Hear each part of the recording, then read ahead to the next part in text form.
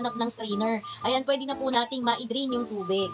And then, sa ating po namang saksakan, tayo po ay naka-regular flag. Ang ating pa-user manual ni. And ito naman po yung kanyang pinaka-food steamer. Sa ating food steamer, made of plastic tayo dito. Pero ito po ay food grade material. Hindi maglalasang plastic or mangangamoy plastic ang ating mga pagkain. Makapal ang kanyang pagkaka-plastic ni. And may pa-dome sheet tayo dito sa kanyang ilalim. Ayan, so carrying makapag-steam para healthy. Steam vegetable fish chicken, dim sum siopaw siomay, puto kutsinta leche flan. Carry balls ba ang suman?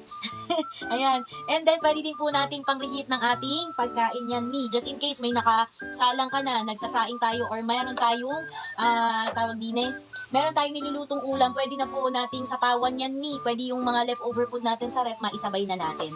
And then, ang ating pinaka-cooker. Pagdating sa kanyang pot, tayo ay naka-ceramic glaze coated mga mamshibels.